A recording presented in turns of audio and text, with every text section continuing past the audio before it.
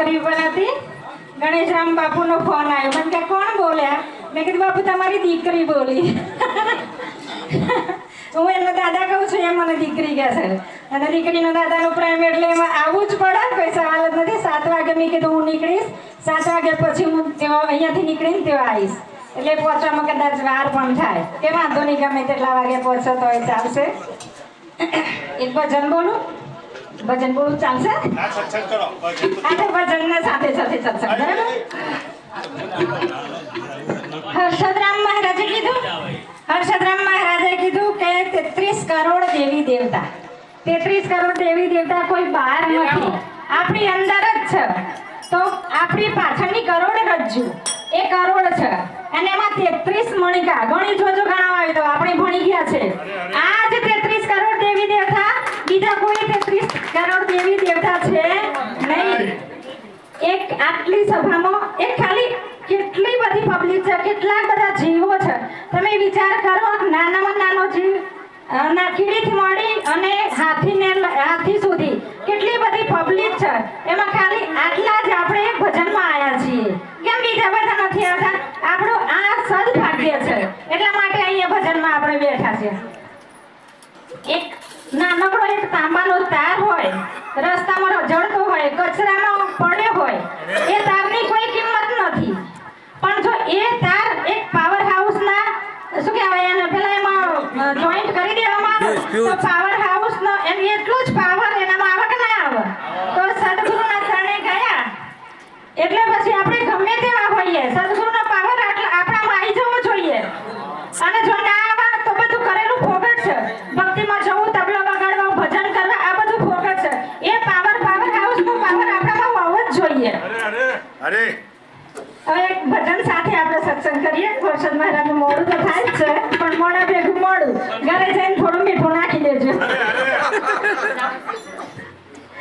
સખી મારું સાસરી હું સદગુરુ દેશ મોરે.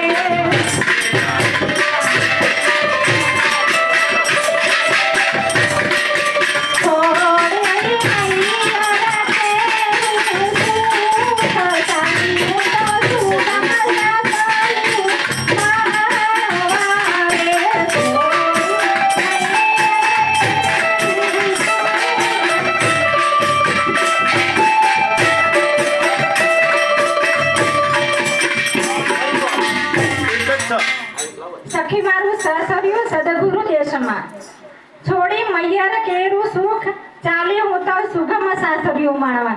કયું સાસરિયું? ગુરુ મહારાજનો દેશ, સંતોનો દેશ. આ આપણું સાસરું છે. અને આપણે જે જગતના કામ કરીએ છીએ એ આપણું પિયરિયું છે. આ બધી પિયરી મર્યાદા બધી બધું છોડી અને આપણે સદગુરુના દેશમાં જવાનું છે, એની વાત કરી છે. સાસુ વાણી વાલે નગમલો કની રે, સાસુ વાણી વાલે નગમલે કની રે, સકલો સંસારી નો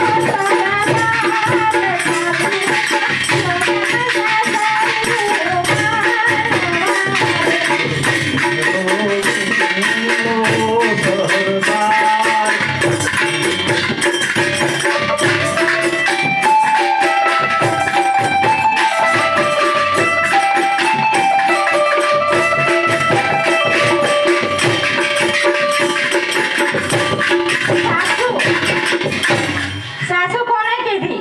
વાણીને સાસુ કીધી છે. કારણ કે ઘરમાં સાસુ હોય પણ જો આપણને રહેતા ના આવડતું હોય સાસુ જોડે તો બધું આપણો આખો સંસાર બેકાર થઈ જાય, ફોગટ થઈ જાય. એવી રીતે વાણીને સાસુ કીધી છે. તો વાણીને આપણે વ્યવસ્થિત રીતે વિચારીને વાપરીએ તો આપણું જીવન સારું જાય. અને જો વાણીમાં ગડબડ ગોટાળા થાય તો પછી કોઈને ગમે નહીં. એમાં આપણો સ્વભાવે બગડી જાય, આપણું જીવન પણ બગડી જાય. બધા લખા પડે પછી. જેઠાણી સોહાગણનાર સુંદરી રે,